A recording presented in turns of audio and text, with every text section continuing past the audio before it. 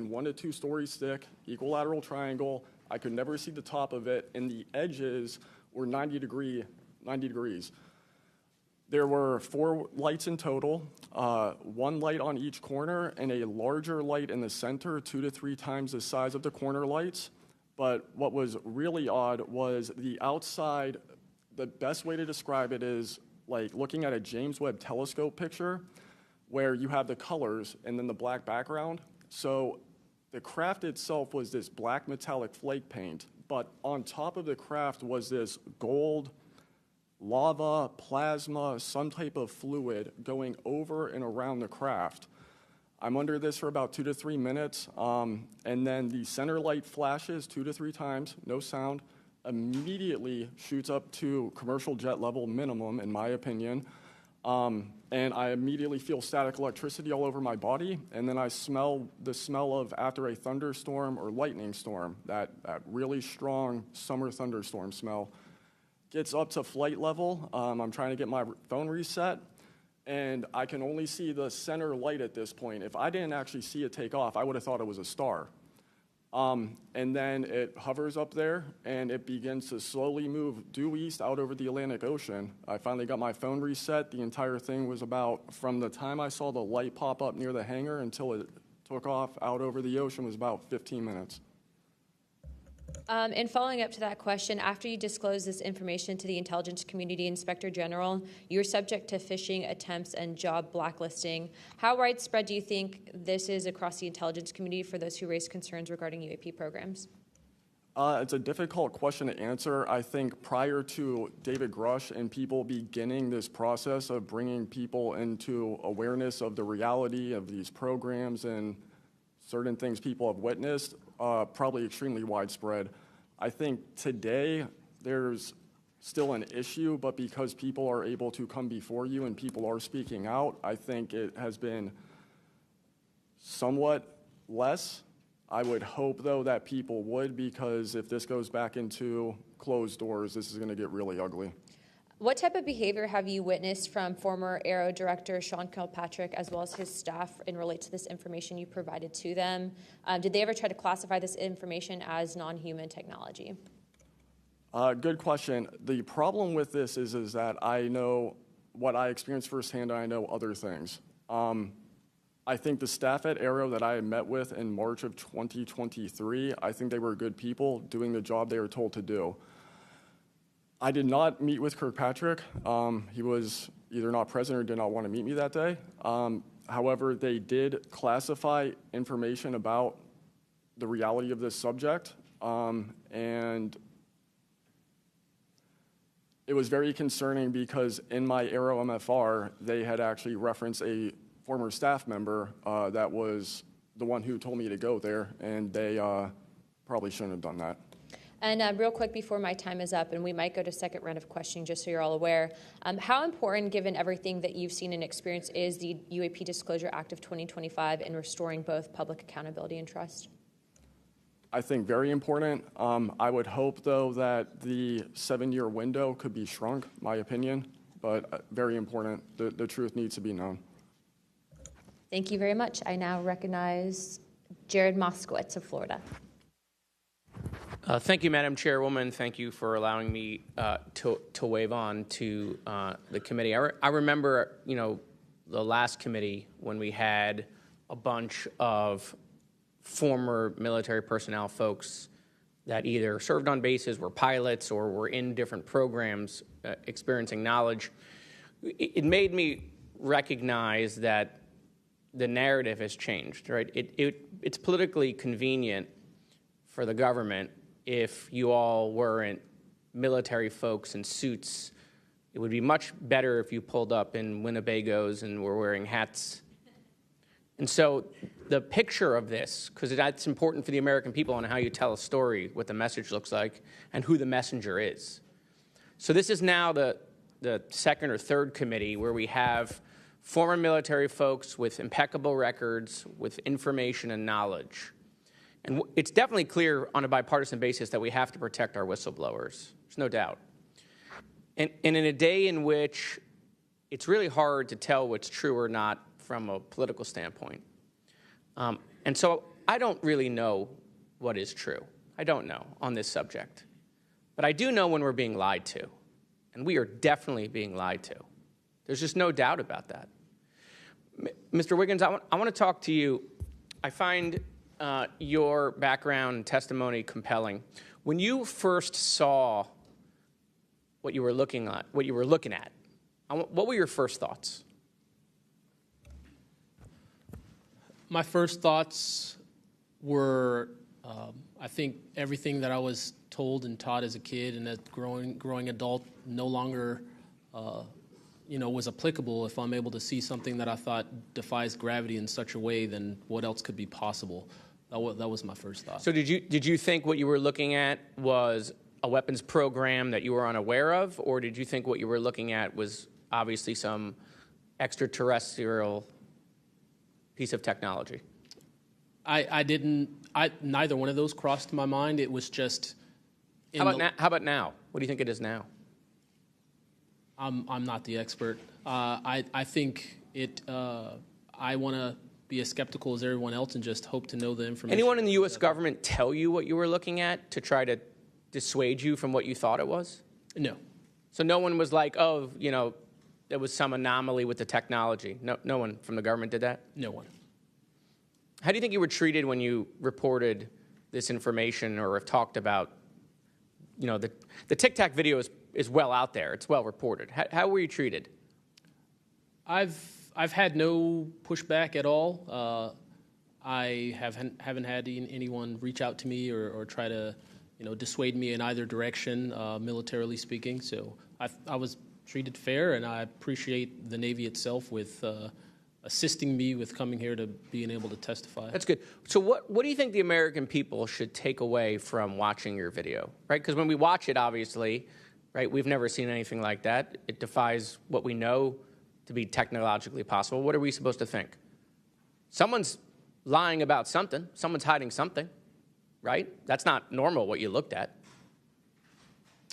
I think what the American people should think when seeing that video, along with others before me, is that there is something out there, and we should know as the people what it is. Right, and so let's eliminate possibilities. So they didn't come to you and say there was a technological error with what you were looking at. So we put that aside, right? They didn't say it was broken. So we look at that and we see something. So it's either a weapons program being reverse engineered by our governments or other governments, or it's nobody's government, and it's not from here. Those are it. You agree with that assessment? I agree. One or the other. Mr. Borland, when you first experienced what you were looking at, what did you do next? Like, what was your next step after it had passed and you were done? I actually kind of laughed to myself and said, okay, so this exists as well. Worked in enough programs, been exposed to enough that I was like, okay, so this is a real thing. I went back, walked the track, talked with a couple of my friends about it. I did talk with some of my coworkers, one in particular, which I thought was a joke, and it definitely wasn't, was like, you probably should never say this to anybody. And then what happened to me happened, so. What about you, Mr. How do you pronounce your last name? Nusatelli. Nusatelli. And sorry, I know I'm running out of time, Madam Chairwoman. So obviously your incident happened well before we could record things on cell phones and things of that nature, right? What did you do when you first experienced? Because what you saw, right, you saw it happen like right out of your base. Correct. So tell me what you did after you saw that. What was like your next move? And I want to hear what your experience was. My next move, I went into my house after it left. I made sure no one had been abducted, and I picked up the landline. I called the Security Forces Command Center. I reported it. I requested that they give me a call back and make notifications up the chain of command. I got a call back in about 15 minutes. They reported that the weather station reported no balloons or aircraft, nothing on radar, no aircraft inbound or outbound. So I got that notification. And then within the following day or two, me and the other witnesses wrote statements. We prepared a report, and then we filed all that information. Madam Chairman, thank you for your indulgence in my questioning, and thank you for continuing to lead on this subject. What do you and your friends think about it today? You all have talked about it. Yeah. I mean, so what do you think about your experience as a collective group? That'll be my last question, Madam Chairwoman. I mean, we've been talking about this for 20 years. We don't know what we saw. What we saw changed our lives and the way we think about everything. It was incredibly profound. The object I saw, I don't even know if it was an object. It was a light. It was an orb. It didn't look like a craft, but it did look solid. And that's what we talk about. We noticed the object, and this was a pattern across all the encounters. Someone would see a light. They would pay attention to the light. And then the object responds. It performs for you. And then they come down and they investigate you. So it's almost like they're curious. So that's the thing we primarily talk about. Why did it come after we noticed it? Maybe it noticed us after we noticed it. You're welcome. I now recognize Representative Mace for 5 minutes. Thank you, Madam Chair, and I want to thank all of our witnesses for being here today. Mr. Borland, I'd like to start with you and ask a few questions. Were there any other witnesses when you saw the equilateral triangle? Were there other witnesses that saw the same thing? Not to my knowledge, ma'am. At that point, the only people that would be awake is those of us that were doing operations for the GWAT and then security forces. So not to my knowledge. And do you think that, in your opinion, that the equilateral triangle was the U.S. government's technology? I did once upon a time, but knowing what I know now, I'll have to answer that question in a skiff probably. Well, my next question is, you teased us, so knowing what you know now means what? I know enough to know that if you want an answer to that question, go to Arrow. They have the answer. Do you think it was a foreign government? I do not, no. And Arrow is supposed to be disclosing. The last time I was in a skiff with Arrow, they said they were going to be doing disclosures. Had they been doing much of that? I don't have an answer to you you. I don't know. I know what Arrow reports publicly, and I know what I've been through. Yeah. And some of this stuff can be, I think, debunked, right? Sometimes there are weather balloons that look kind of a little funky, or drones or whatever, depending on the angle, direction, speed, et cetera. Are you scared for your safety? That's a complicated question. So being here today, if I say the wrong word, technically I can be charged with espionage. Espionage is a death penalty. Whistleblowers have faced it. John Kiriakou, for example. I am not scared for my physical safety in the sense of an agency or company coming to kill me, but I have no job. My career has been tarnished. I'm unemployed, living off of unemployment for the next 3-4 weeks until that's gone. So it's a complicated question. Have there been stories leaked about your life to try to discredit you in the public eye? As of now, I don't know. We know they did that to Mr. Grush. I am aware. Yes, ma'am. They leaked his private medical information, horrific things. It is. Okay, you said in your testimony earlier with the chairwoman, you know other things. I guess that has to be mentioned in a skiff. It would. The other things. It would, pending I'm even legally allowed to speak on it, and the people in the room are even legally allowed to hear it. And is that, would we need to know the compartmentalized word, like what the code word is, or the name of the program, the special access program, in order to even hear it? You have to know the word, right? I would suggest the name of it, right? I would suggest that to be asked to DNI Gabbard and work with her for that, because I can't give you the answer on what is the requirement. But this is what the U.S. government does, right? They compartmentalize the information. Only certain people know the name of the program, and if you don't know it, you can't get the information. If you don't have the name, you don't know what to ask for. Even when we're reviewing the budget, we go into a skiff, we look at DOD budget and the budget of like black box programs, and we don't know what we're looking at because we don't know what these programs are. Is it a way for the government to hide from Congress what's really going on and where the money's going? In my opinion, absolutely, yes. You mentioned, too, in your testimony earlier that, quote, you went to speak with the government and they said somebody's name, a colleague's name, and you said they shouldn't have mentioned that staff person's name. What does that mean? A Senate staffer who is the one who helped me get to Arrow recommended me I go there, gave me the email and the phone number because I could not find that information at all at the time. In fact, I believe you guys have talked about how Arrow didn't even have a website for quite a period of time. We were told they were going to do disclosures, both what they've debunked, because some of it can be debunked, and then what they haven't been able to debunk. And to my knowledge, it hasn't been a thing. I only have 1 minute left. So, Mr. Knapp, we were definitely going to you. Watched every documentary. You guys have you and Jeremy have done a terrific job. I usually have more questions than I have answers. I think we all do, and you guys are doing a terrific job to bring information to the public. Do you think that any of this is a psyop by the U.S. government? Entirely possible. I mean, our government and other governments have admitted that they've tried to use UFOs to cover secret projects.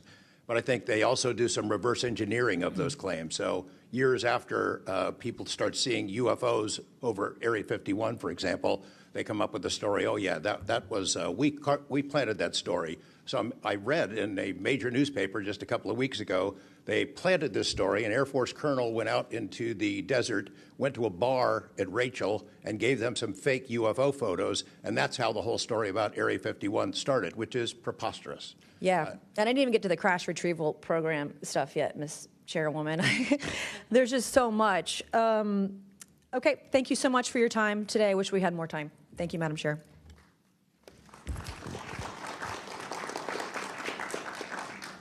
I now recognize Ms. Crockett for 5 minutes. Thank you so much, Madam Chair, and thank you so much to each of the witnesses that have come before us today. The federal government has had a long-standing overclassification issue in general. We all know that, from the assassinations of MLK and Malcolm X to the COINTELPRO and torture programs to now UAPs. The federal government has kept the American public in the dark about issues of immense public interest. The federal government has routinely made excuses for failing to provide transparency to the public, the most common of which is national security concerns. Mr. Spielberger, can you provide an example of when national security was inappropriately used as a pretext for classification? Congresswoman, probably one of the most infamous examples of that is the 9/11 Commission that found that overclassification was a key factor in the failure to adequately prevent the attacks of that day. In addition to that, what lessons from these oversight failures should guide Congress in approaching UAP oversight? Generally speaking, we would advise this Congress to ensure that agencies adopt a general policy in favor of disclosure instead of a knee-jerk needing to overclassify information in documents. We should ensure that when information is classified or deemed sensitive, it's only for legitimate national security and privacy concerns. And we would recommend adding additional factors to the considerations of cost, value, and certainly to the extent that it's critical for the public interest and the public's right to know, especially when we are talking about these very serious national security concerns and implications. Can you speak to how whistleblowers have historically helped Congress uncover the truth in other areas and how that might apply here?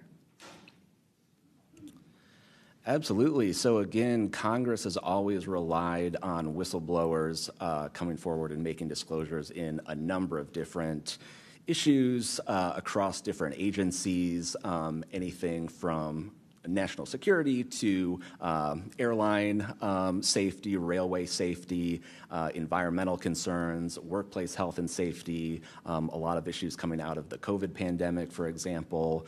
Whistleblowers have come forward with important disclosures on just about any critical issue affecting our government and affecting the American people, all of which have grave implications for the rights and protections that we have and how we live our lives in communities across the country. How important is it for whistleblowers to have strong protections when it comes to UAP-related disclosures or disclosures of other topics of excessive government secrecy? It's absolutely vital. This has been one of the disappointing failures of doing this work, of advocating for stronger whistleblower protections. We recognize the invaluable public service that brave whistleblowers play in coming forward, again, taking all of these risks that we've heard about just to speak the truth, to get important information out in the public consciousness, but they can only do so when we have safe and secure channels for reporting, when there is trust in the independence of agency watchdogs like inspectors general, like the Office of Special Counsel, like the Merit Systems Protection Board, that play critical roles in investigating whistleblower disclosures and enforcing the protections of whistleblowers. All of that is essential to allow whistleblowers to keep coming forward and playing these incredibly important public roles. Thank you so much. Let me just say this. People look at Congress, especially now, and they see a lack of unity. They don't see the ability for us to come together really on much of anything. I will say that I do applaud the chairwoman and the work of this committee because for once I feel like we are focusing on governing, which should be about transparency. The reality is that we cause more harm than good when we allow a lack of transparency to fester. It allows for all types of conspiracy theories instead of us actually making the investments that we need to make to get the information and actually provide it to the American people. The reason that I wanted to focus on making sure that we answer some questions specifically around the protections of those that are willing to come forward is because the only way that we can make this government actually work for all of us is if no matter where you are in this federal government, you feel as if you are safe when you come forward with information of any issue. And so I do want to thank you for all of your stories. The reality is that we only get 5 minutes, and the vast majority of everything that you have to say cannot be contextualized within 5 minutes. But I know that my colleagues are going to get to kind of pulling some more of that out. But again, I really just want to thank you for your courage in this moment, and thank you for your service to our country.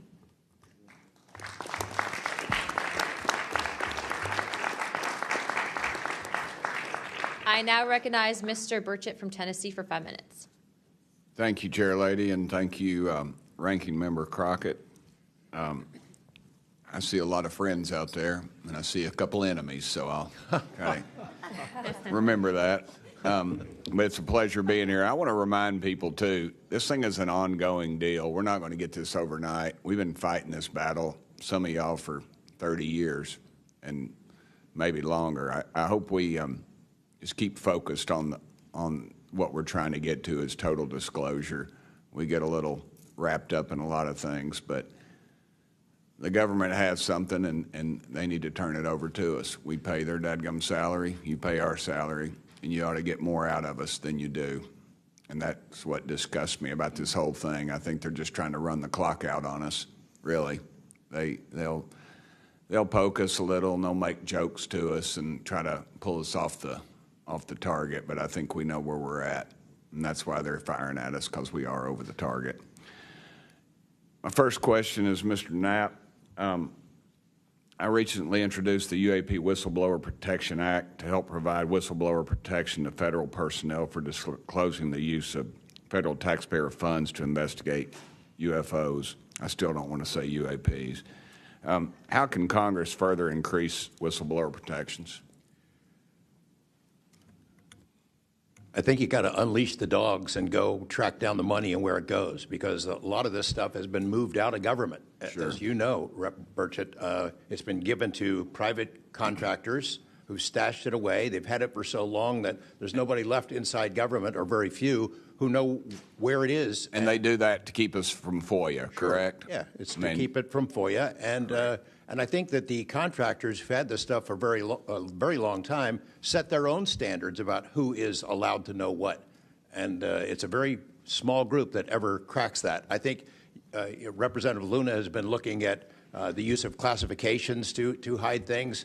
I'm not sure that even this committee getting security clearances that should allow you to see this stuff would allow you to follow where it really goes. I worry about the people that are looking at it and don't even know what they're looking at. I mean, it's gone through so many, I mean, since Roswell, for instance. I mean, you think there's nobody even alive that was around any of that stuff. Yeah, so. I don't think they've made much progress from the people that I've talked to. I don't think they've made much progress in learning that technology. Might have made some, but you wonder, you know, the implication is tic-tac. Oh, yeah, that's ours. What flew over Washington, D.C. in '52, is that ours too? When are you going to break that out? You guys authorized tens of billions, hundreds of billions of dollars on weapon systems that can't do half of what we've seen UFOs do. So when do they break this out? If it's really a classified project, could change the world. I don't think they've made much progress, and I think they've been lying to us and to you and the rest of the world, and they're still doing it. Yes, sir, I agree with you. How did you manage to obtain the classified Russian UAP documents, and how did you get them back in the United States? Well, I met this Russian physicist who was in the United States lecturing. And I want to clarify that. I can't even take a thing of honey home on my airplane when I fly back to Tennessee. Yeah, so I did something pretty dumb. And I'm bitter about it, but go ahead. I did something kind of dumb. I met with these officials who, you know, during that time period, glasnost, perestroika, the Russians were trying to open up to the world, and I saw it as a window of opportunity, and it was. And we were able to talk these folks into providing us information that otherwise we would never have seen. Some of that was classified. I found out that they only stamped the top pages of these documents that were classified, so I just removed them. I removed those pages, and I carried them out. And if they'd caught me, I'd be in a gulag still. Yeah. We'd be saying, what happened to George Knapp? Oh, yeah. What happened to the Russians that came forward to you in 1993, and were there any repercussions for them? Well, there were. The first thing that happened when I talked about this after getting back and going through the files and things and sifting through it, the Russian physicist who had helped us be introduced all these people wrote back and said there was a huge eruption, that there was the real right, far autocratic forces that wanted a return of the USSR had really go after these guys. They described them as traitors. Nikolai Kapranov, the physicist friend of mine, said, look, if this had happened 5 years earlier, we would be in prison. If it had happened 10 years earlier, we would have been shot. Right. Luckily, at that point, Putin was not in power, but none of those people that we talked to on that trip in 1993 would ever talk to me again. I went back in 1996, and it was like I had the plague. I spoke to different people, but they were scared. And eventually, the story was spun where the Ministry of Defense officials who gave us this information were described as ufologists who said there was nothing really significant to these files. They didn't really find anything a big deal. And I can tell you, you'll see those files that I shared with you, they did find stuff. There was an incident in October of 1982 over an ICBM base where UFOs popped up, was observed over this base where the missiles are pointed at us, United States. These UFOs perform incredible maneuvers. They split apart, they fuse back together, they'd appear and disappear, and right at the end of this 4-hour period, the launch control codes for the ICBMs lit up. Something entered the correct codes. The missiles were fired up and ready to launch, and they could not shut it down. The Russian officers were panicking. The UFOs they disappeared. The launch control system goes back to normal. Colonel Sokolov and his team came in, took the thing apart, could not figure out what it was. It wasn't a power surge or EMPs or some of the baloney excuses that our country has given for similar events involving our nuclear missiles. They thought it was a message from wherever the UFOs were from. And that's a chilling thing. I mean, we were a couple of seconds away from World War III starting, and the UFOs were responsible for it. All right, I'm out of time, but real quick, who are the contractors that have this material, the corporations? Well, one of them is Lockheed. And I'll tell you, I mean, you know, I'm not saying Lockheed's the bad guys. They're doing what they were asked to do. Sure. They have lied about this because that's what they're supposed to do. But Lockheed would be one. There's a list I can give you, Congressman. Some of the big ones, the usual suspects. Okay, thank you. Yield back, Chair Lady. Sorry for going over. It's all good. It's all George Knapp's fault. I now recognize Ms. Boebert for 5 minutes. Thank you, Madam Chair. Chief Wiggins, based on your training and operational experience, could the behavior that you witnessed, a transmedium object vanishing without a sound, be explained by any known technology that we possess or other governments possess? It cannot.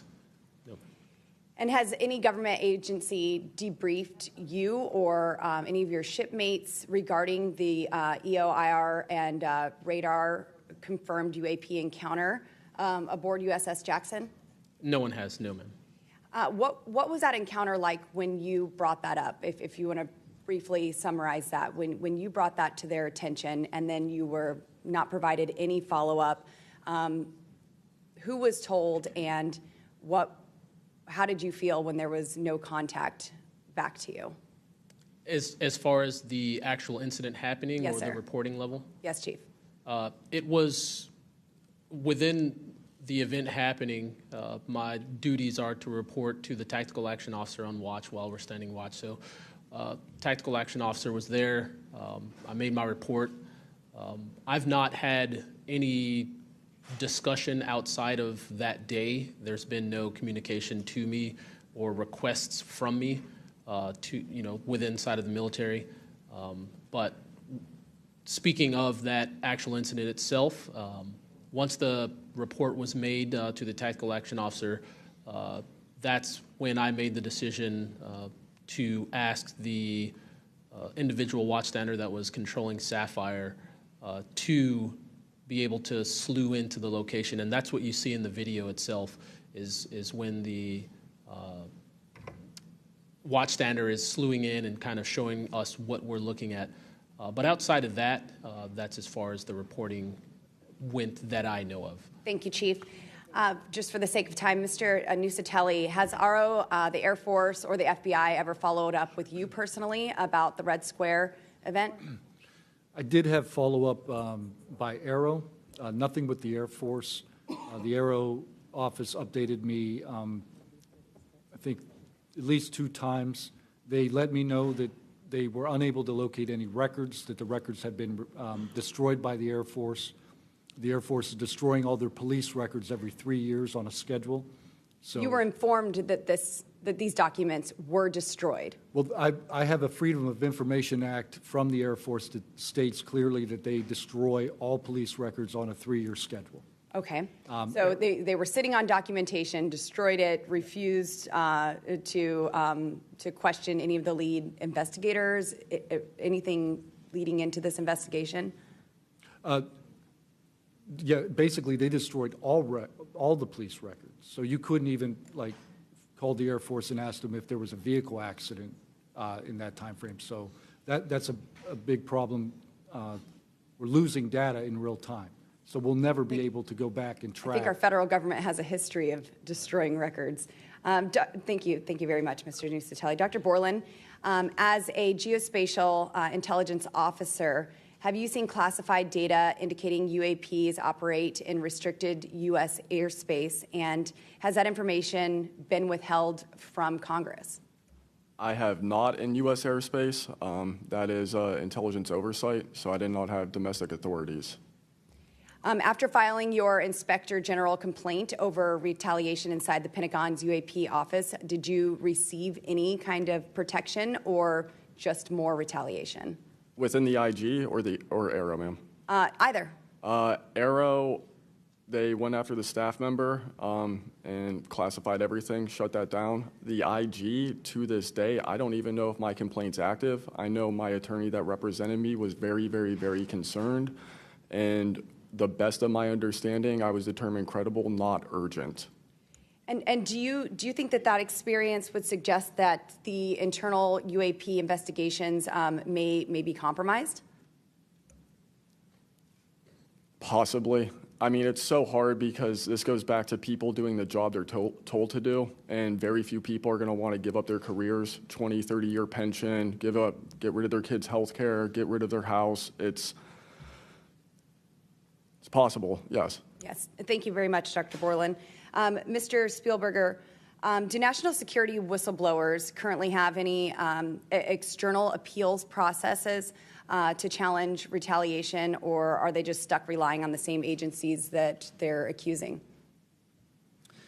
Congresswoman, this is one of the biggest concerns that we at POGO have, basically around the independence of investigations and accountability for retaliation. Basically, yes, national security whistleblowers have to rely on internal administrative processes that go through agency inspector generals. There are some differentiations, but the bottom line is that they are forced to rely on protection from the same agencies and people who they are alleging retaliated against them.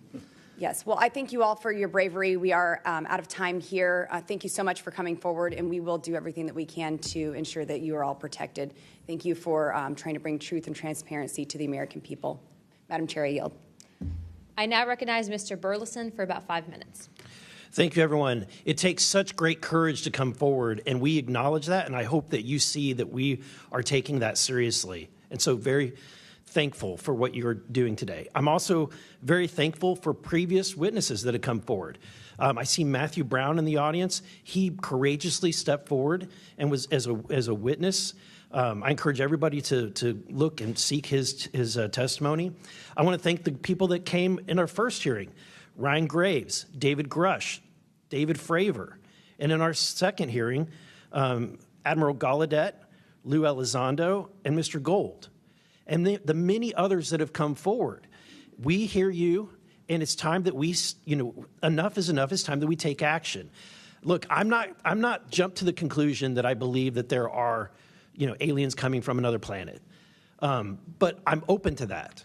And I think that it's our responsibility, especially when we're seeing that we have a government that is actively blocking information from us. Just last night, I tried to get an amendment onto the National Defense Authorization Act that fit in the germaneness of that bill to have UAP disclosure. And conveniently, it was named non-germane, mostly deemed by staff, not even an elected official. This is the kind of stuff that we repeatedly see. Last year, we were blocked by someone in House administration from being able to receive a full briefing from Arrow. So not an elected official, but someone in staff blocked us. And I've had it. Enough is enough. I want to cue up a video that I've been given. And as before it starts, I'm going to describe. This was taken October 30th of 2024. This video is of an MQ-9 drone tracking an orb, or this object, off the coast of Yemen. You'll see that another MQ-9 launched a Hellfire missile. That you cannot see that drone, and so I'm not going to explain it to you. You'll see exactly what it does.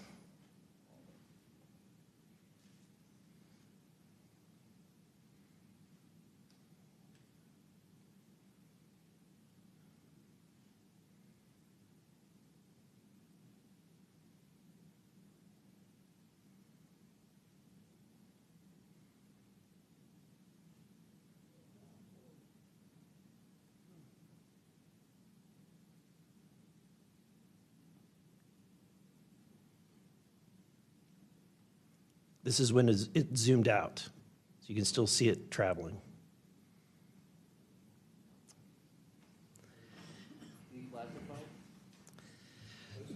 So, Mr. Knapp, have you heard about events like this occurring, and what information might you have? I have heard about events like this. I have heard about this event. Jeremy Corbell and I talked about it in one of our episodes a while back. We did not have the video, though. There are servers where there's a whole bank of these kind of videos that Congress has not been allowed to see, that the public hasn't been allowed to see. Occasionally, some of that stuff gets out in the wild, and it comes our way. It should be going to you. The public should be seeing this stuff. And why you're not allowed to, I don't know. But that's a Hellfire missile smacking into that UFO and just bounced right off. And it kept going. It kept going, and it looks like the debris was taken with it. Yeah. What the hell is that? What flies like that? Again, I'm not going to speculate what it is, but the question is, why are we being blocked from this information consistently? I want to ask this just question. How in the world, this is the document, I want to enter this in for the record if it hasn't already been entered, Madam Chair. The document that you provided on thread 3, This is a huge file. How in the world did you smuggle this out of Russia? Carefully. In your socks? I don't think I want to be really specific about it because I might have to go back there and get some more sometime. Although, Okay. No, that'd be crazy to do that. Well, I took the top pages off that were stamped with a security signature, and I carried them out on my person. But the rest of them I just threw in my suitcase and threw some caviar in there as a distraction as well, and hoped for the best. Otherwise, I'd be a citizen of Siberia right now. And you had you reported James Lakatsky came to you with government possession of NHI craft and how they ultimately gained entry. Can you testify to the veracity of that claim? Dr. Lakatsky is an honorable man who served most of his career with the DIA, a very trusted, high-level rocket scientist and intelligence analyst who inspired the OSAP program, as I said earlier. And in full disclosure, I've co-written 2 books with him. He dropped this on myself and our other co-author out of the blue. And it took 14 months for us to get DOPSR approval for him to release 2 sentences on that. He said this craft, we had managed to get inside of it. It had no wings, no rotor, no tail. It had no fuel tanks. They didn't know how it flew or how it was operated. It clearly looked like it was aerodynamic, but he would not go further.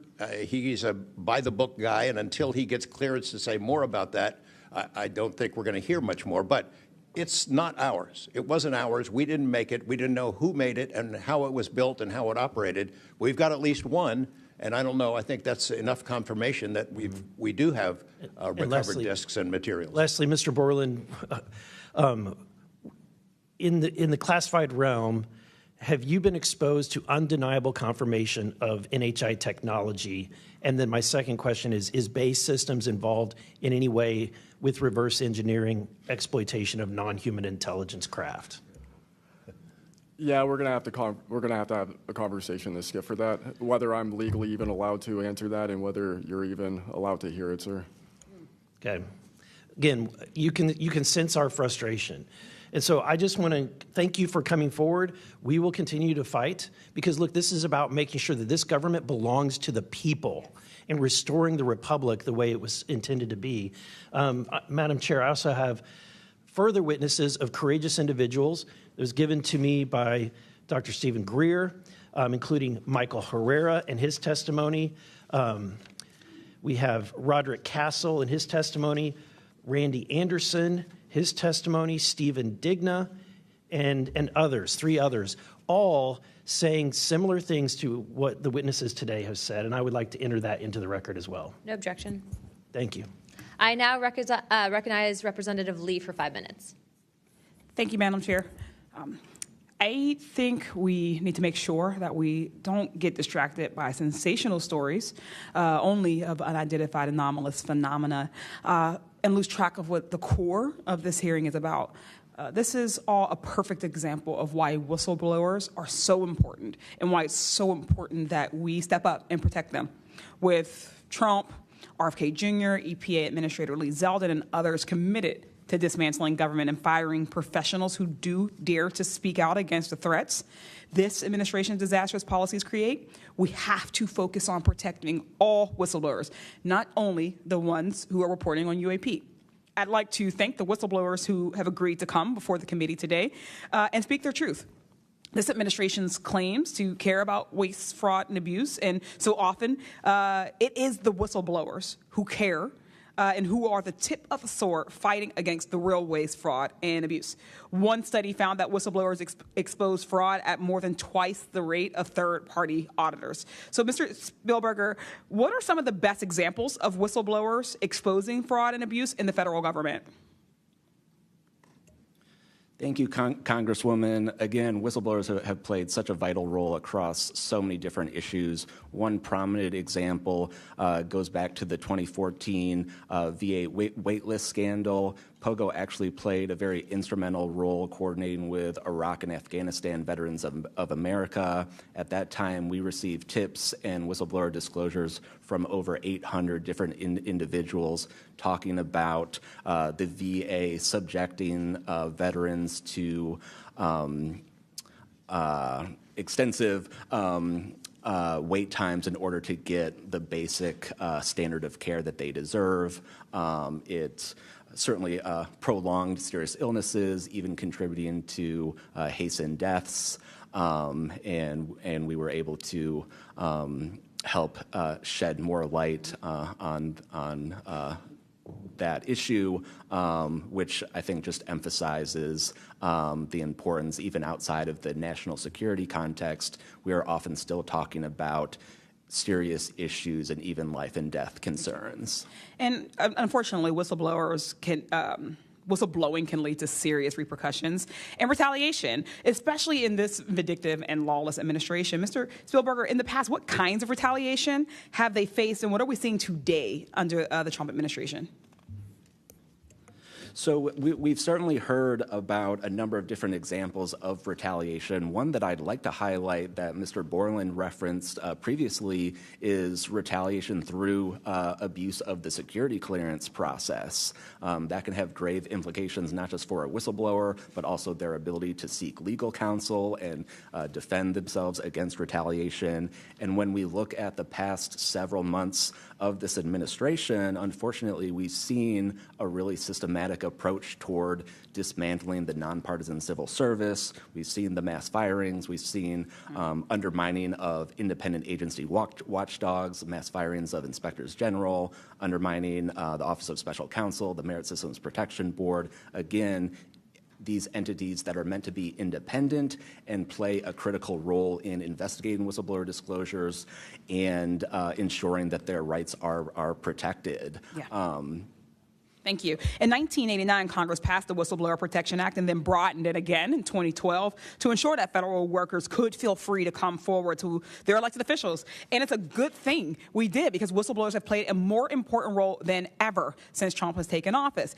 It was thanks to a whistleblower that we learned that DOJ allegedly put every single American's personal security information at risk by bypassing safeguards and copying all this data to an unsecure server.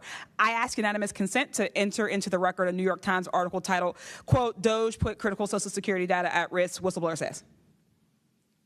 Good to go. Thanks. We've had whistleblowers at the National Labor Relations Board reveal that DOJ minions may have shipped case files outside of the agency, possibly to help then co-president Elon Musk continue to exploit his workers. And last week, whistleblowers at the National Institute of Health came forward to say that RFK Jr.'s vaccine misinformation campaign had pervaded even the highest levels of the agency. Typically, whistleblowers have an inspector general they can rely on to investigate their claims and register issues with agency leadership. But President Trump has fired or demoted over 20 inspectors general. If I may ask one more question, Mr. Spielberger, can you explain how eroding the independence and capabilities of inspectors general further endanger these whistleblowers? Absolutely. So again, whistleblowers already face incredibly great challenges in coming forward under normal circumstances. And when we erode these entities that are expected and required to enforce whistleblower protections, fairly investigate their disclosures, it calls into question the integrity of their investigations and findings, whether they'll take whistleblowers seriously when they come forward, and whether we can trust that they will use their authority to enforce the protections of whistleblowers who do come forward, essentially whether they will continue in their role as an independent watchdog or basically become a lapdog for a current or future president. Thank you. And I will take no more liberties. I yield back. Thank you. I now recognize Mr. Crane for 5 minutes. Thank you, Ms. Chairwoman, for holding this hearing. Thank you to the witnesses for appearing. In the effort of transparency here, I got to admit to the witnesses that, growing up, I really never believed in UFOs or any of this stuff. I always thought it was a little kooky and whatnot. But, after hearing, your testimony from honorable service members, watching videos like my colleague, Mr. Burleson, just presented, I got to admit, I've become a believer. Not that I know where these things come from or, what they really are up to, but I'd like to start with asking the witnesses. Mr. Nusatelli, you were in the Air Force, right? Yes. Did you believe in UFOs prior to your encounter? I've always been interested. Okay. Yes. Chief Wiggins, you're currently in the Navy, is that correct? Correct. Did you believe in UFOs before your encounter? I did. I'm from Las Vegas, and I've watched George Knapp my whole life. Okay. What about you, Mr. Borland? I have always been open to where facts go, so. Were you guys scared or hesitant to come forward and tell your story because of fear and believing that you might be reprimanded or ostracized from society because of your stories? Mr. Nisitoli? Yes, absolutely. I probably would not have come forward if I didn't have documentation to prove some of my story, and I also wouldn't have come forward without the people that paved the way for us in, the first congressional hearing. So, Chief, what about you? Once I got the okay from the Navy from top down, that gave me a level of relief. Prior to that, I didn't have any thought left or right of that, but thank the Navy to give me the go-ahead, and that gave me the relief that I would not have any level of reprisal or anything happen to me. Mr. Borland, how about you? Absolutely. I mean, after I went through everything, it was pretty clear that I caused a major issue in the executive branch, so I did what I was supposed to do, and that's why I haven't spoken publicly. That's why I'm happy to be here. This is how I wanted this to be done in regards to me. Mr. Borland, why do you think that you faced reprimand and discipline for your effort to come forward and be transparent about what you saw? About what I saw is the reason why I got into what I know and has been disclosed to Aero and the IG, and I think that information, well, it was labeled an extremely sensitive national security issue. Thank you. Mr. Knapp, I've watched many of your videos on Joe Rogan and other places. One of the big questions, I think, for many of us is why do you believe that the federal government refuses to be transparent about this issue? I think there's probably multiple reasons. At the start, when these things first started invading our skies in large numbers, we were scared. It was right after World War II, and we didn't know what they were, and they didn't want to panic the public, and that was probably a good call. Over time, I think the lying sort of became institutionalized, Flights over Washington, D.C. in 1952, they're seen, they're captured on radar, jets are chased after these objects, and then we get an explanation it was a temperature inversion. And those kind of lies have been told for a long time. What was told to me by an investigator from Congress, a guy named Richard D'Amato, who was sent after this story by Robert Byrd and Harry Reid, he came out to Nevada, tried to get into Area 51, did get in there, looked around, talked to people, trying to get to the bottom of it. He believed that this program, reverse engineering, et cetera, was had been moved inside these corporations. And he said, when this comes out, people are going to go to prison. And he meant people who were basically misusing legitimate national security funds, tens of billions of dollars, in order to keep this cover-up going. I also believe there's a legitimate reason for the cover-up in that there is undeniable connection of national security involved in this technology. If we are racing for it to master that technology against the Russians and the Chinese, which is what I have been told by Senator Reid and many others, then it is a race that's critical to our survival. There could be a form of disclosure, I think. Yes, it's real, it's from somewhere else, without revealing all the details that would allow someone else to have an advantage in the race for this technology. Thank you. Finally, I'd like to enter into the testimony a letter I sent to the DOD regarding the case of Major David Charles Grush, a UAP whistleblower who's been extremely helpful to this committee. Unfortunately, due to his participation in the disclosure of UAP, he suffered reprisal like the removal of his clearance, denial of promotion, and loss of medical retirement. I wrote the DOD on July 24th, 2025, on behalf of Major Grush, and I'm still waiting for a reply. I appreciate any help the committee can offer to get a response. Thank you. I yield back. Without objection, we'll be following up with the DOD after this hearing. Thank you, Representative Crane. I'd next like to recognize Representative Gill for 5 minutes. Thank you, Chairwoman Luna, for holding this hearing, and I'd like to yield a minute of my time to you. Perfect. My first question is to Mr. Knapp. Mr. Knapp, how do we know that the files that you obtained from the former Soviet government are not BS and just given to you as a disinformation campaign against the U.S. government? Yeah, it's a good question. So I shared some of them with the Senate Intelligence Committee when I first got back because that was requested by the Russians who shared some of that information with me. Secondly, I gave all of that material to the DIA through BASS, the OSAP program. Sorry for the acronyms. Can you name names real quick? Sorry. At BASS or OSAP? Who did you give them to directly? I gave them to Robert Bigelow and to Jim Lukatsky.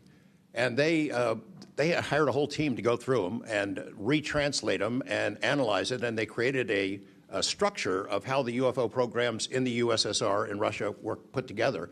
They said they were real. The other person who said they were real is David Grush. Noted. Thank you. Representative Gill. Yep. And thank you. I'd like to yield the remainder of my time to Eric Burleson. Thank you, Representative Gill. Mr. Wiggins, Chief Wiggins, in your view, what mechanisms, such as internal protocols, witness debriefings, or cross-agency documentation, should be better established in order to ensure that such a credible sighting like the one that you have given are preserved and made available to oversight bodies like this? Thank you, sir. As a active duty Navy member, our mission is to carry out the ship's mission or the command's mission. And we, on a general basis, don't have knowledge of what to do when we see things like this. We just don't. We're there to do our mission and do what's told of us, right? So I think what would be important is giving active duty members a clear way of being able to report things like this to where it gets to this point. And ensuring that we have a standard level of understanding that there wouldn't be any level of reprisal or anything happening.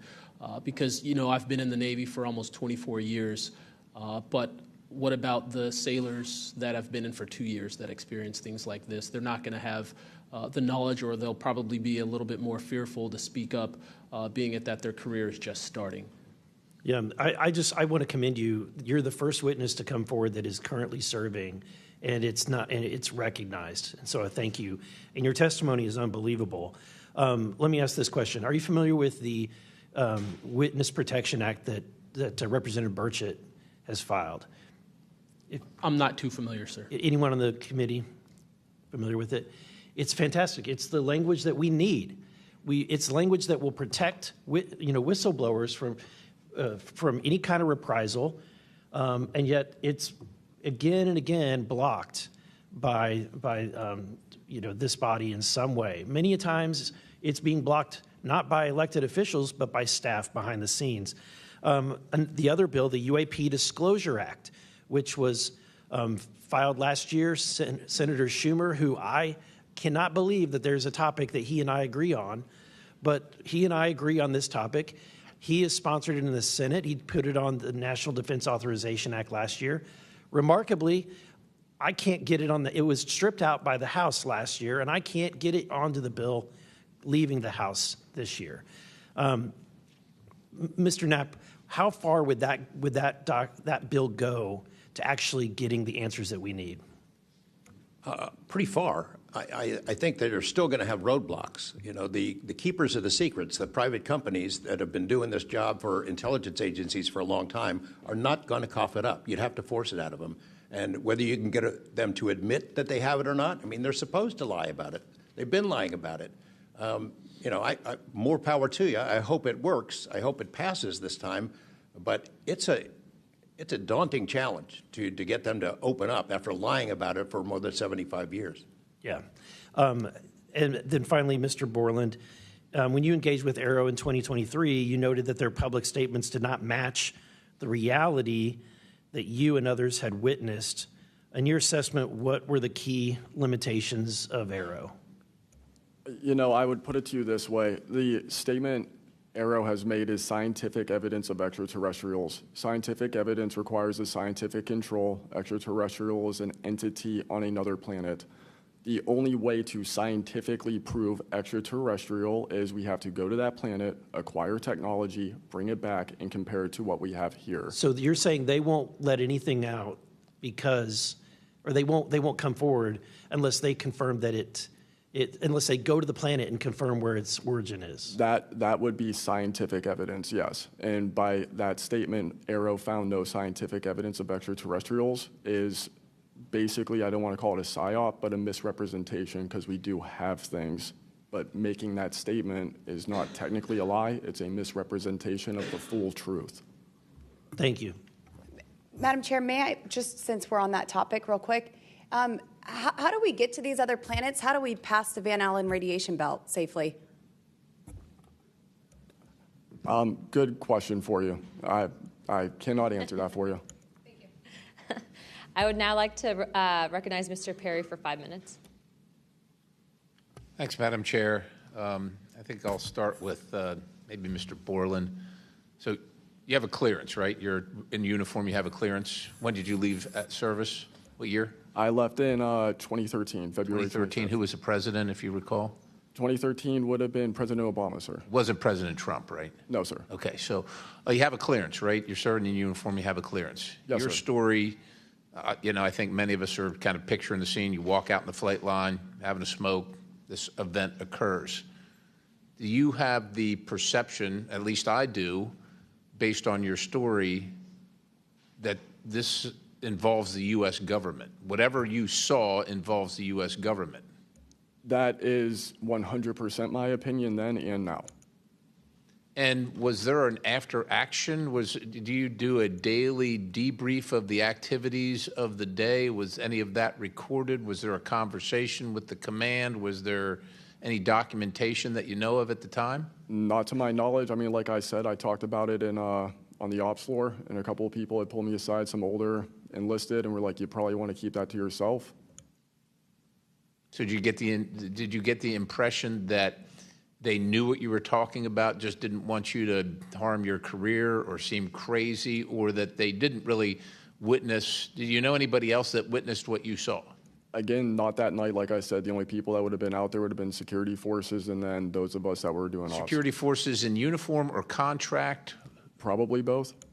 Did you talk to them? Did anybody talk to them in an after action? Not to my knowledge, sir. Was there any interest in the command to determine and verify what you saw? Not to my knowledge, sir. It's unfortunate. Chief Wiggins, thank you for your service. Gentlemen, thanks all of you for your courage to be here.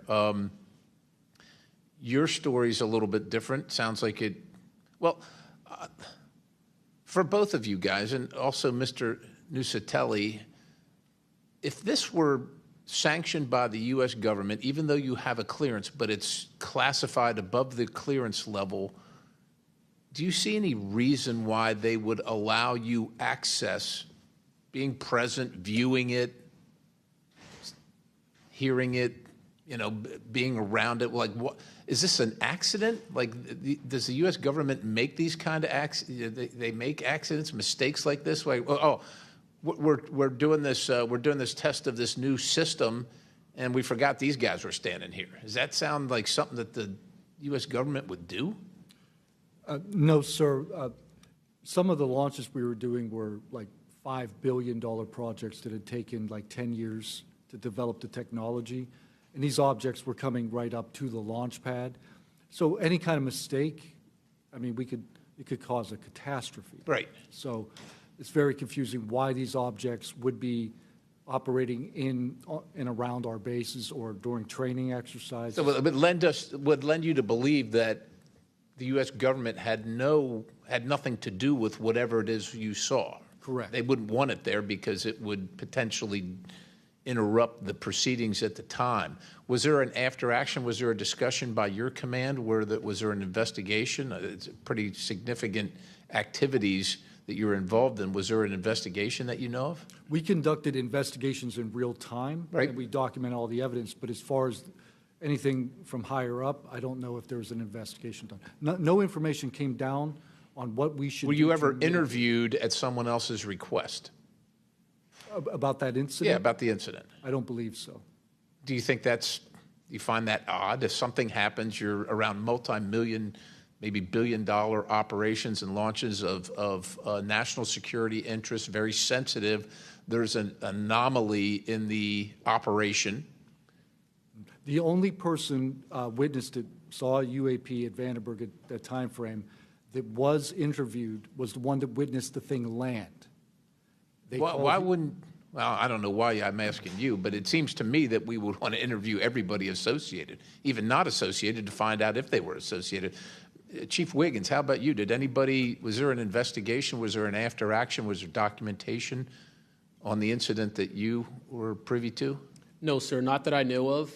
And in my previous experience as an operations specialist, all operations that I've been a part of have been deliberate. So yeah, they're And deliberate operations, after the operations, you conduct an after-action review, or that's what the Army calls it. I don't know what I imagine the Navy has something similar to determine your weaknesses, your successes. Did you do that in regard to this incident? No, sir. The Navy calls it after-action reports, and not to my knowledge was there an after-action report of this incident, sir. It's unfortunate. Thank you, Chair. I yield. I now recognize Mr. Biggs for 5 minutes.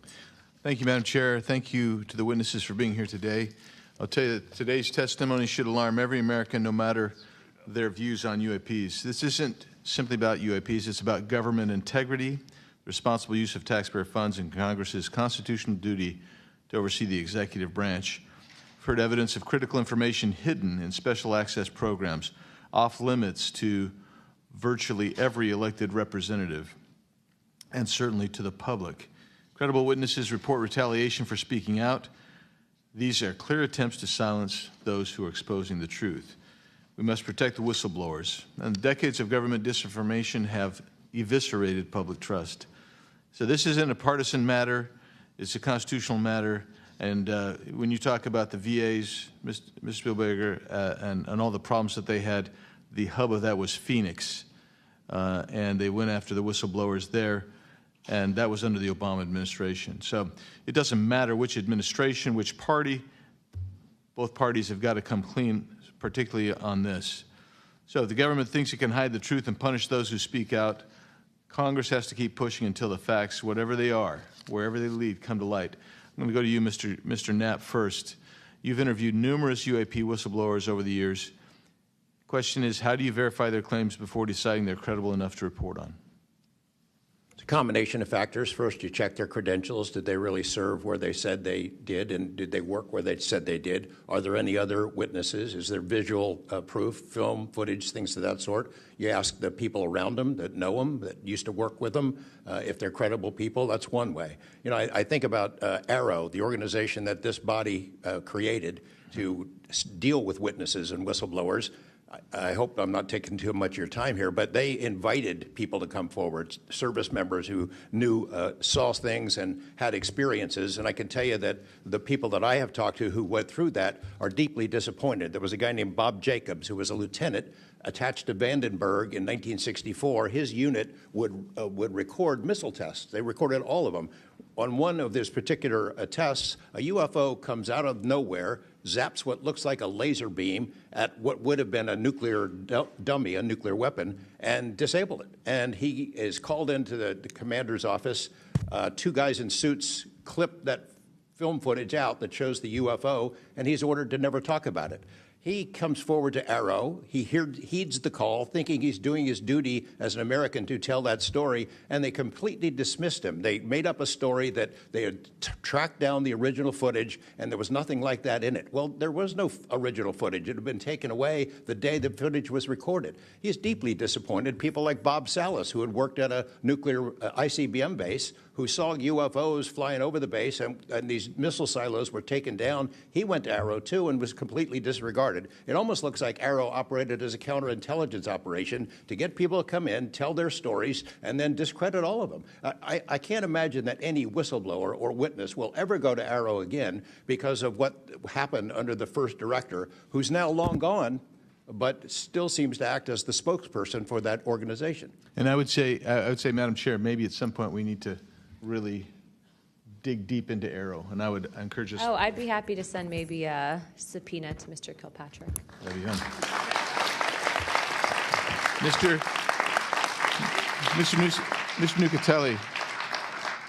Nucatelli, You've testified that official Air Force records of the Red Square incident are now held by Aero and the FBI. Has Congress or you been denied access to those records, and on what grounds would we be denied access, you or us? No, the records are unclassified, so okay, provide them to. In the 2003 to 2005 incidents you described, were any physical effects, electromagnetic interference, radio anomalies, or security system disruptions documented in base logs or any reports, official reports? Not to my knowledge, no. Mr. Wiggins, has the full resolution unedited footage of your incident been provided to Congress? Yes. Okay. Were you or your crew ever instructed formally or informally not to document or discuss the event? Ever? No. Good. Mr. Borland, you've talked about manipulation of your security clearance records. Can you identify which agencies or offices were responsible and whether they provided any written justification? I can do that in a skiff, sir, 100%. Because of being a part of a multi-agency special access program, I cannot give those publicly. So I'd encourage us, Madam Chair, to have that skiff meeting if we can. And then, Mr. Borland, again for you. You testified that you withheld certain sources and methods from Aero due to mistrust. Can you give us some specifics that led you to believe they were misrepresenting the truth? Well, as I said already, what I said about scientific methods, scientific control, extraterrestrials, I mean, I know what I've seen, I know what I know, and I know it's true. So any agency that's going to go public and try and manipulate the public perception of this subject in such a way that it is negative when I know the truth about it is why I had extreme reservations with it, and also what I've been through and other whistleblowers and people in the know about this subject have been through. So, Madam Chair, thank you for letting me wave on. I think the key thing there you talked about was manipulation of message, manipulation of narrative. That is really the problem with this entire the system that we've seen since you've started these wonderful hearings, Madam Chair, and I thank you so much. Thank you, Representative Biggs. The chair would now like to recognize Mr. Begich for 5 minutes. Thank you, Madam Chair. First question, Mr. Borland, earlier today you mentioned that in a skiff you would be able to discuss whether a member of Congress is actually legally able to access certain information. Under what authority would a member of Congress be restricted from accessing information on this topic, even within a skiff? I would suggest reaching out to Director Gabbard and speaking with her about that. I'm hopeful that this goes back to the executive branch and who even has authority. Unfortunately, I can't give you a 100% solid answer because I don't even have that knowledge. Next question to George Knapp. What is the estimated annual budget, your view, for the program for investigating or reverse engineering UAP-related technology, including official, misappropriated, or black budget funds? I wouldn't have a clue. I don't know of any person that's ever seen it.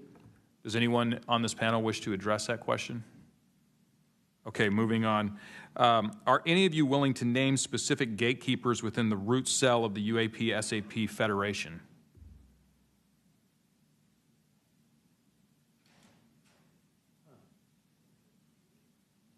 You mean specific people and contractors that have dealt with this and kept the secret? Specific individuals.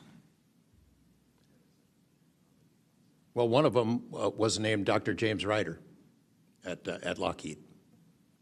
But, you know, again, to emphasize, I don't fault these contractors for doing what they were asked to do by our government.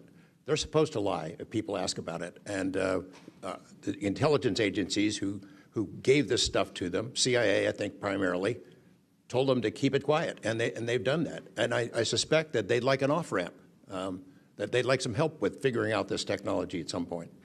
And this is, again, available to anyone, is there a security classification guide for UAP or NHI?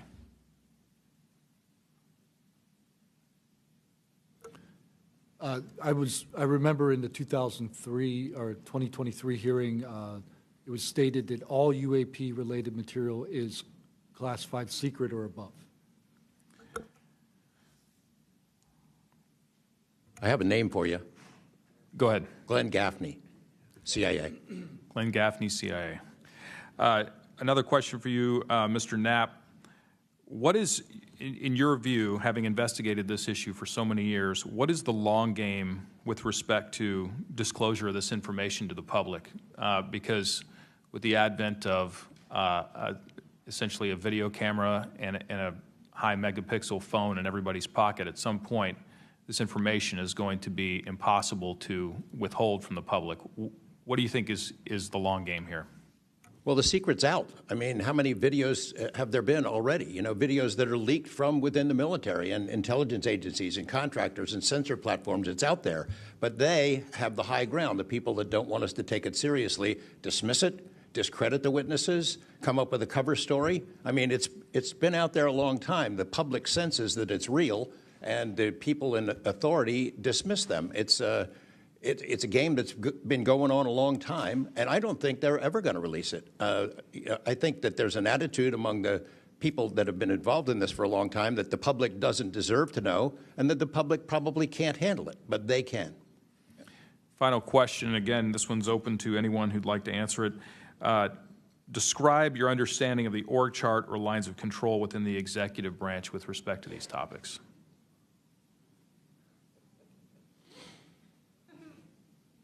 And if you'd like to address that in a skiff, feel free to say so. That could work as long as I'm legally allowed to and you are legally allowed to receive it. I think these programs are in the executive branch, the National Security Council, and over on that side. That seems to be what some of our witnesses have told us over the years.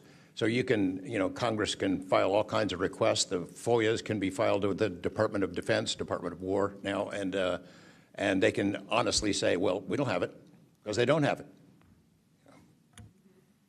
Thank you. Is there anything in my remaining 30 seconds that you'd like to share on any of these questions that I've asked you today?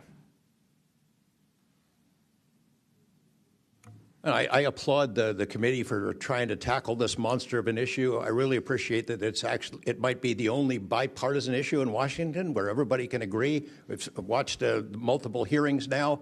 Everyone is asking the same kind of questions, whether right or left, and honestly want the answers. And Chairman Luna, Chairwoman Luna, I appreciate your dedication to this, Tim Burchett and the other members, for sticking with it, because it's come up in Congress before, and they had hearings, and then they dropped it for 50 years. So it's going to take a lot of time to get to the bottom of this, and I applaud your commitment to getting to the truth.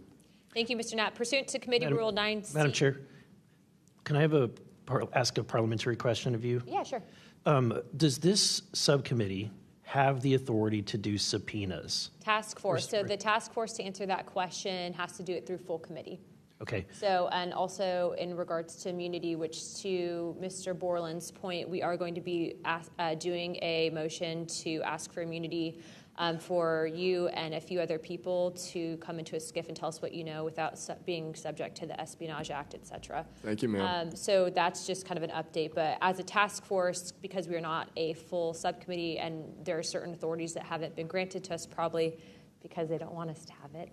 But there are ways to work around it, so we're kind of figuring that out. Pursuant to Committee Rule 9C, the majority and minority will have an additional 30 minutes each to ask questions of the witnesses without objection. So ordered.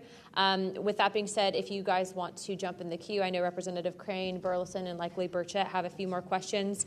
I'll just start out with two, and then I'll pass the buck to Burleson. Burchett, do you have anything? Yeah. Burchett and then Crane. Just real quick, Mr. Knapp, and short answers, please, because of time.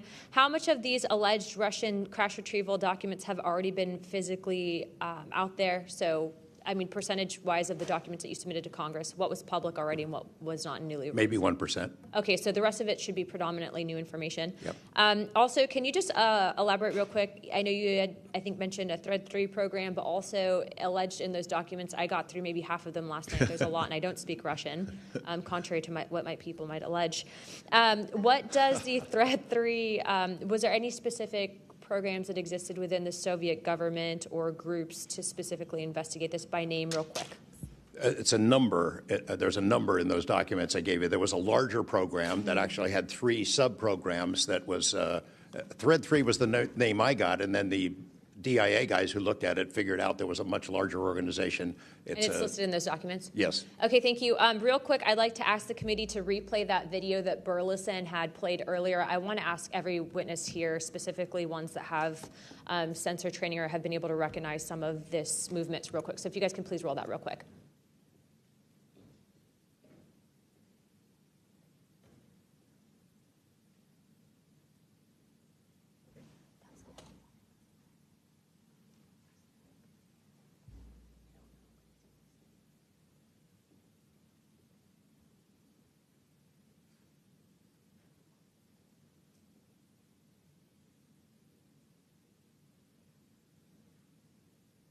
Okay, while this is still rolling, Mr. Nusatelli, real quick yes or no answers. Are you aware of anything in the government, United States government arsenal that can split a Hellfire missile like this?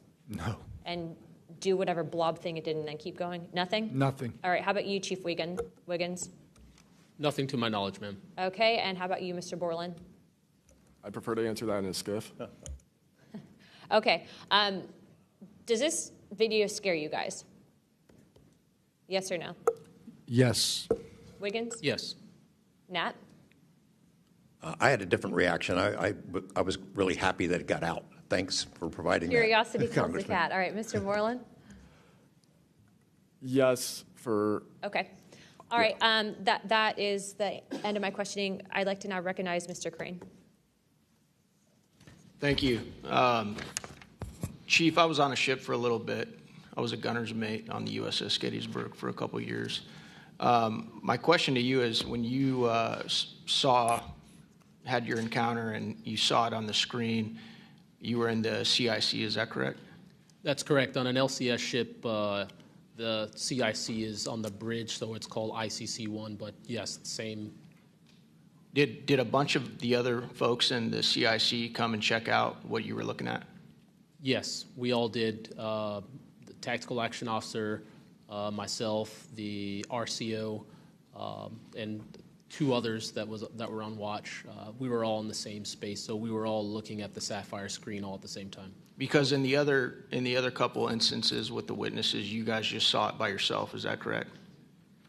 Mr. Borland, you saw it by yourself? For me, yes, sir. Mr. Nusatelli, you saw this by yourself? No, there were multiple witnesses in every case at Vandenberg. Okay.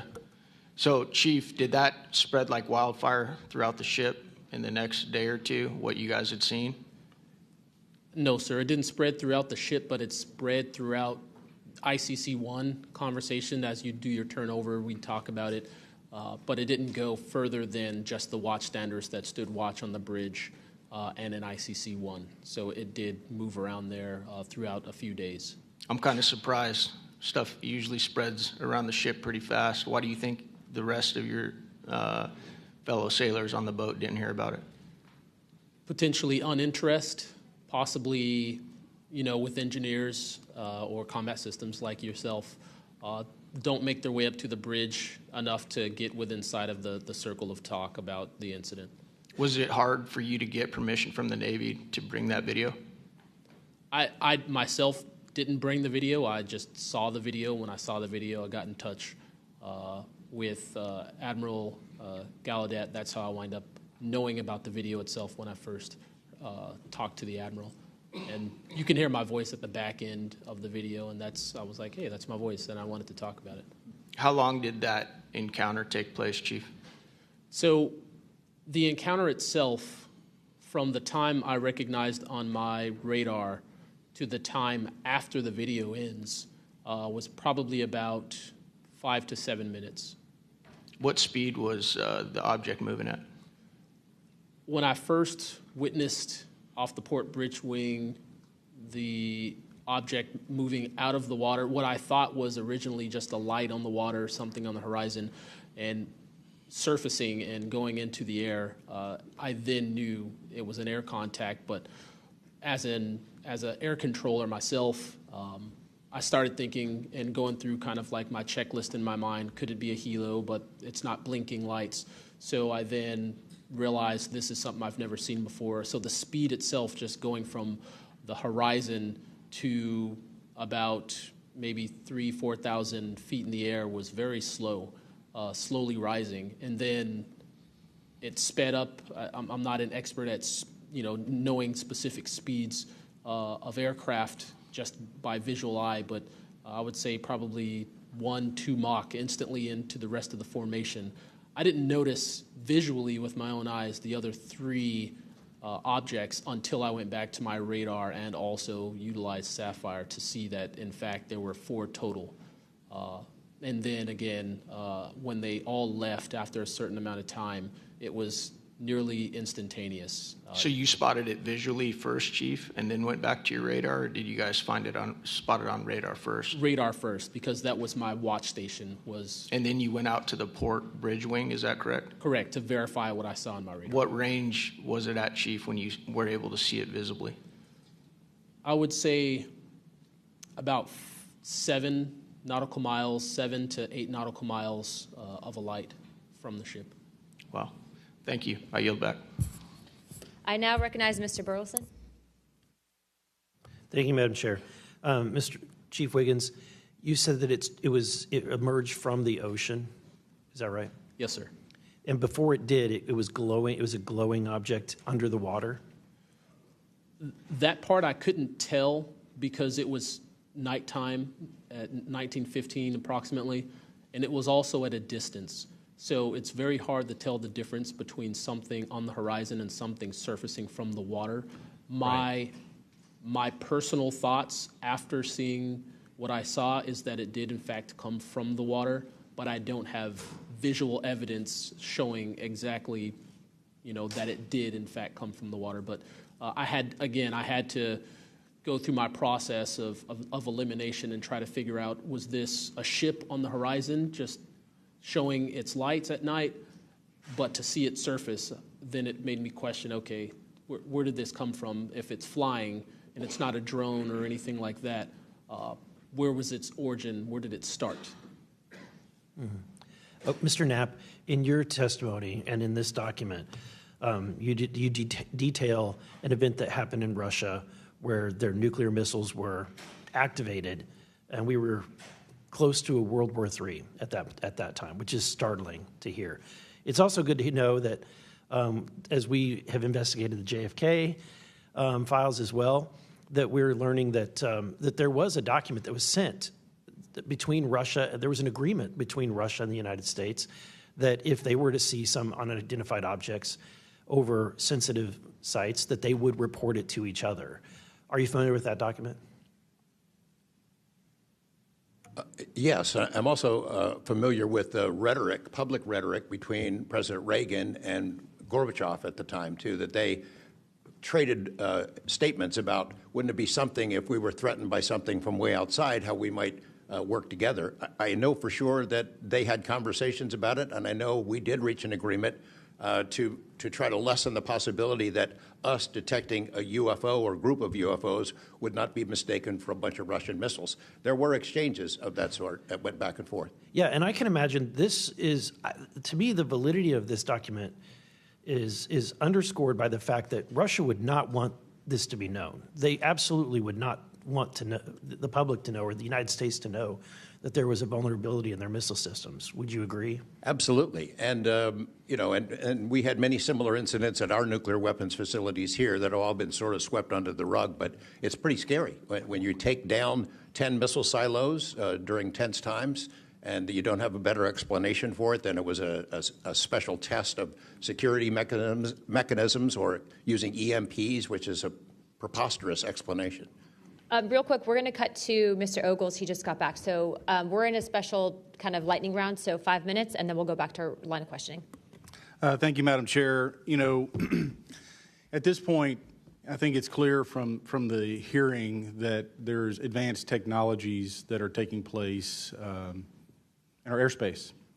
The question is, and I posed it in one of the previous hearings, is it ours, is it theirs, or is it otherworldly?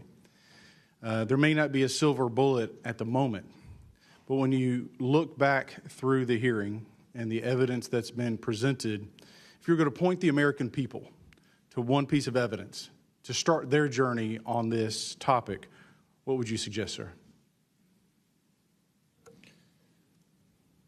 one piece of evidence,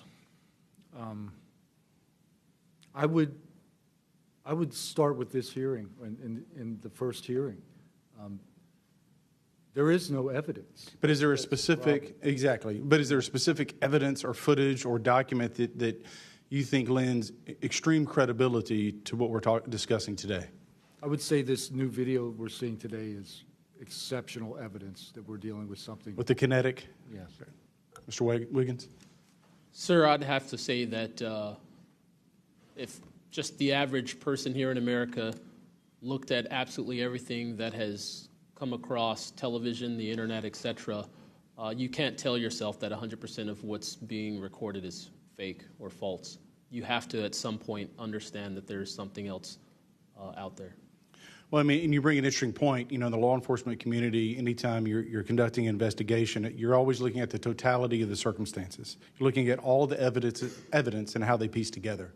And so that would be my, advice to the American people, that this is a journey that is just beginning from a congressional perspective, but you have decades of data, some of it not real, much of it is, but thanks to Chairwoman Luna, we're now presenting this to the American people. And I think this latest video from Mr. Burleson is something that should get everyone pause. When you see the three orbs that drop, was that in a defensive posture or was that in an offensive posture? And what capabilities did those orbs have that we, quite frankly, may not have? Mr. Knapp?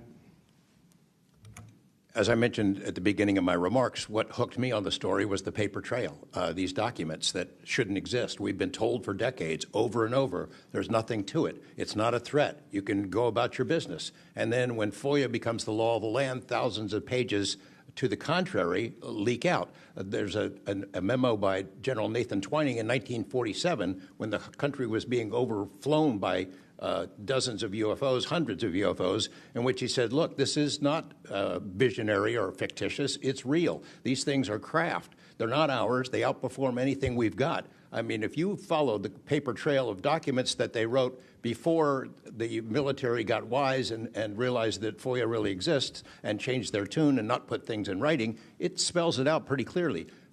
I'll go refer back to Russia. One incident I did not mention to Representative Burleson is Colonel Sokolov in that Ministry of Defense program said there were 40 incidents where Russian warplanes were sent to intercept UFOs. And they were ordered to fire on them. And for the most part, the UFOs would zip away. 3 of the pilots, though, did fire at these things. Those 3 planes stalled out, crashed. 2 of those pilots died. And after that, the Russians changed the standing order. If you see a UFO, leave them alone. No country in the world wants to say and admit that these objects are flying around in our airspace and there's nothing we can do about it. I mean, who wants to say that? The U.S. certainly doesn't, and the Russians didn't either. And I've got to be almost out of time, but Mr. Berlin, then you, sir, real quickly. Yeah, to be honest with you, I think Bob Lazar, and not for the reasons that most would talk about, mainly because Bob Lazar was immediately discredited. They said he never worked where he worked. They said he never did what he did. But yet Bob Lazar showed up with a bunch of friends and a video camera and was filming these test flights in the middle of the desert. So clearly he knew something. Madam Chairman, if I'm out of time, I yield back. Thank you very much, Representative Ogles. I'd like to go back now on our lightning round of questioning to Representative Burchett and then Burleson. Burchett, always number 1. That's what I should be. Number 1 in your heart, number 435 on the chart. That's me. Dylan, knowing you testified to Arrow, are they obfuscating when they claim to have discovered no evidence of extraterrestrial beings, activity, or technology, and are they lying to the American public?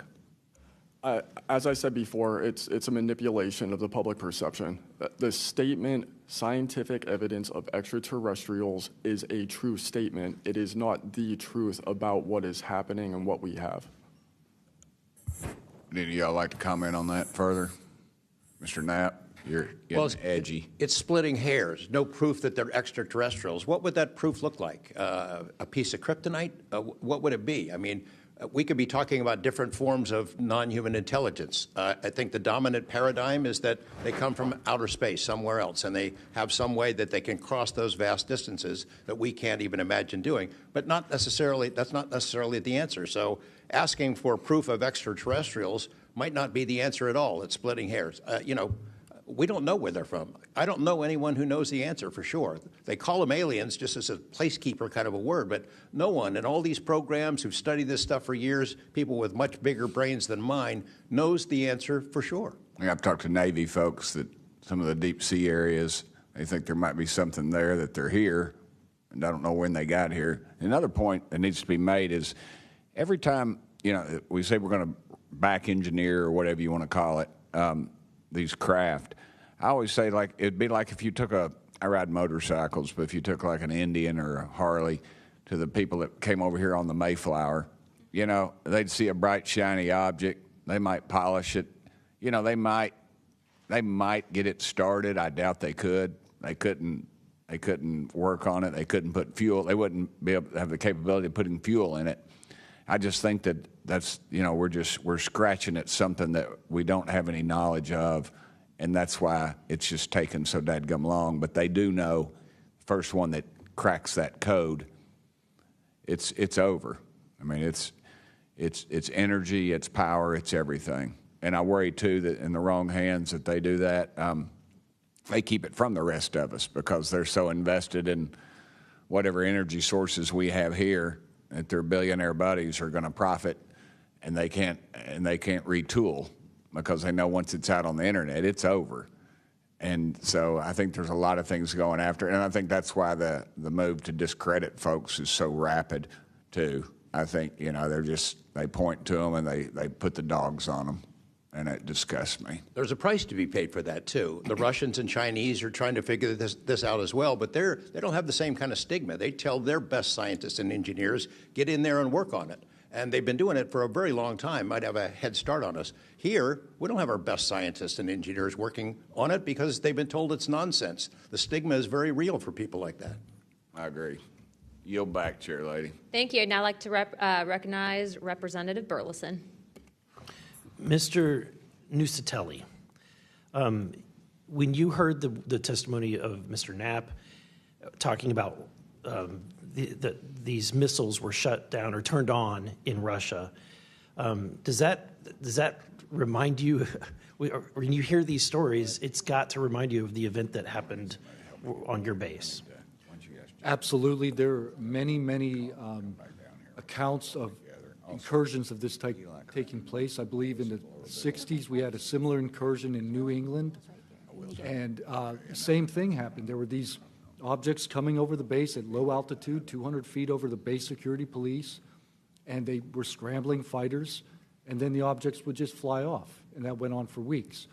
So the historical record has laid out that there's a pattern, that our installations are visited by these craft. They come in and do whatever they're doing, and then they leave. And we don't know how to respond. We don't know how to protect the installation. So that's why we're here. When you first heard, and we're having to report on these incidents that were being witnessed by other individuals, did you believe them? Did you yourself believe it would be true until you saw it? Yeah, these are people I've worked with for years, deployed with. I was in some of the weddings. These are people that I worked with every day of my life. Usually when the events were occurring, we were all together. There'd be 40, 60, 100 people on duty during these encounters. Really?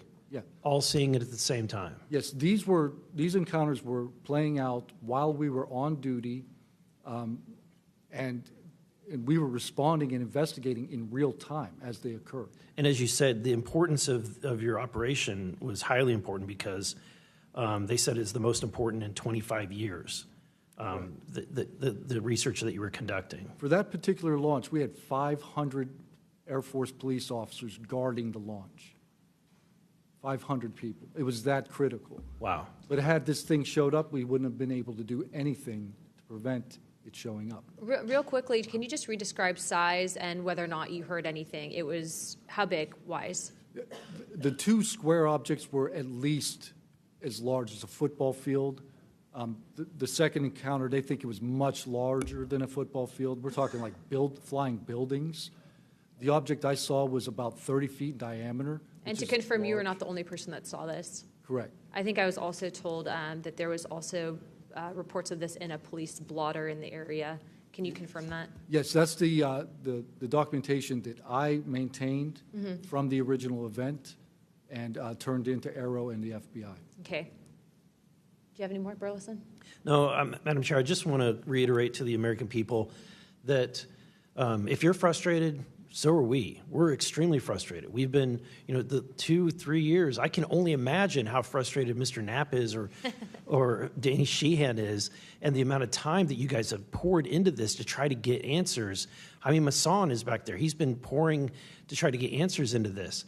I hope that you all see that we're committed to this, and we're going to be scrappy about it. We may not have the direct authority, but I can assure you, Representative Luna is about as scrappy as it gets. I wouldn't want to scrap with her. But that being said, I think that if the American people want to see answers, we need action. We've had the hearings. It's time to take action. It's time that we pass Tim Burchett's Whistleblower Act. It's time that we pass the UAP Disclosure Act. And I think that we've had a lot of talk about this. It's time for action. Thank you, Burleson.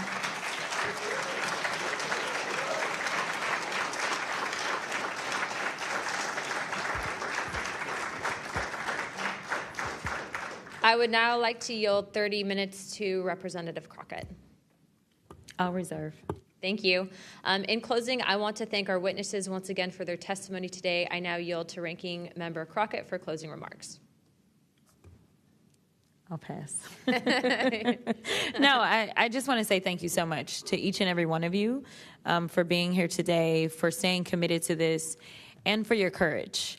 I truly believe that courage is contagious, and right now we need more courage than ever, whether it's UAPs or whether we're dealing with any other form of government where people are afraid to come out and speak their truth. The American people are relying on amazing public servants like you to speak up on their behalf, to be the watchdog, and to make sure that we are as safe as possible. And so thank you so much again for conducting a bipartisan hearing on such an important matter. Thank you. I'd now like to recognize myself for some closing remarks. This is obviously something that doesn't just affect everyone in this room. I can tell you that specifically for where I represent in Pinellas County, Tampa Bay, and Florida as a whole, there's many sightings, many questions, people reporting this, but I'm not the only one. I was also told by Representative Biggs, as well as our great representative from Alaska, that these are not isolated instances, and so it does give us reasoning to provide investigative inquiry into these topics, but also I would also like Mr. Spielberger, if you could actually review and see if your organization would endorse the Whistleblower Protection Act that Representative Burchett has. I can tell you that I will be signing on to a letter, as well as I'm sure many other members of this task force, and we hope that the ranking chairwoman or my colleague here, Representative Crockett, as well as our Democrats that were here today, consider also signing on to that, as we do feel